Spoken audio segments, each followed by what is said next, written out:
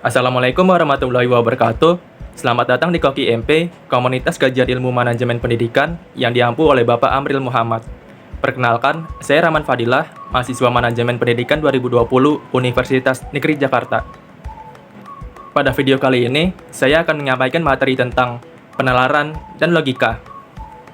Di sini ada pun topik pembahasan yang akan dibahas pada video kali ini, yaitu yang pertama, pengertian penalaran, lalu prinsip-prinsip penalaran, serta jenis-jenis dari penalaran, dan pengertian logika dengan unsur-unsurnya, serta manfaat dari mempelajari logika.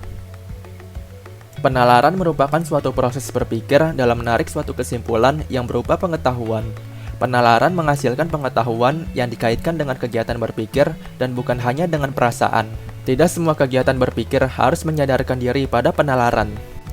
Kemampuan menalarlah yang membedakan manusia dari binatang. Kemampuan menalar inilah kekuatan manusia yang menyebabkan manusia mampu mengembangkan pengetahuannya. Prinsip-prinsip penalaran atau aksioma penalaran merupakan dasar semua penalaran yang terdiri atas 3 prinsip. Adapun aksioma atau prinsip dasar dapat didefinisikan bahwa suatu pernyataan mengandung kebenaran universal yang kebenarannya itu sudah terbukti dengan sendirinya. Ketiga prinsip penalaran yang dimaksudkan adalah prinsip identitas, prinsip non-kontradiksi, dan prinsip eksklusi terti. Untuk prinsip identitas menyatakan bahwa suatu hal adalah sama dengan halnya sendiri.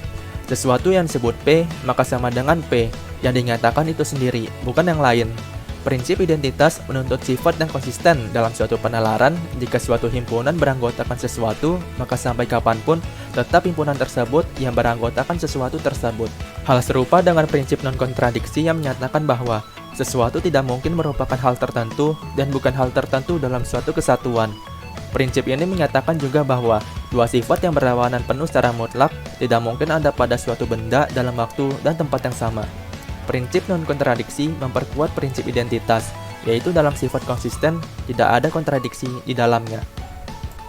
Sedangkan prinsip eksklusi terti menyatakan bahwa sesuatu jika dinyatakan sebagai hal tertentu atau bukan hal tertentu, maka tidak ada kemungkinan ketiga hal tersebut yang merupakan jalan tengah.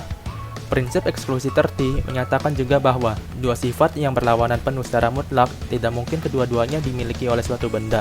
Mestilah hanya suatu benda yang dapat dimilikinya. Secara garis besar, penalaran terbagi menjadi 2 jenis, yaitu penalaran deduktif dan penalaran induktif. Yang pertama, penalaran deduktif. Penalaran deduktif merupakan penarikan kesimpulan dari hal yang umum menuju hal yang khusus berdasarkan fakta-fakta yang ada. Dan yang kedua, penalaran induktif.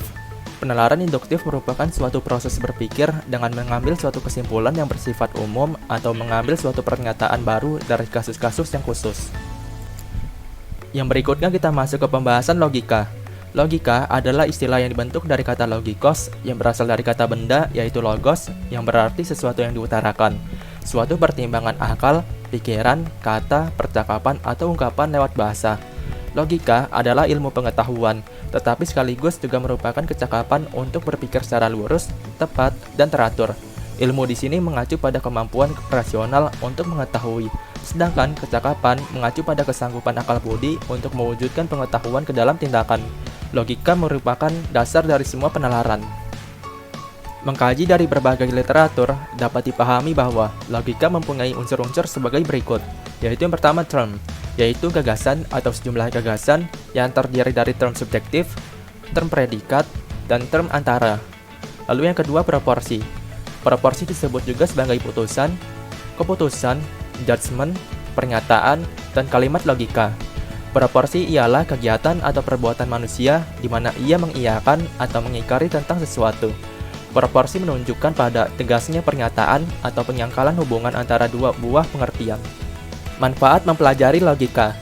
Karena logika berkaitan dengan cara kita berpikir, manfaatnya lebih terkait dengan peningkatan kemampuan berpikir yang lurus dan benar. Berikut ini beberapa manfaat mempelajari logika, yaitu terdapat logika membantu orang untuk dapat berpikir lurus, tepat, teratur, rasional, koheren, tertib, metodis, kritis, dan sistematis. Logika dapat meningkatkan kemampuan berpikir abstrak, cermat, dan objektif.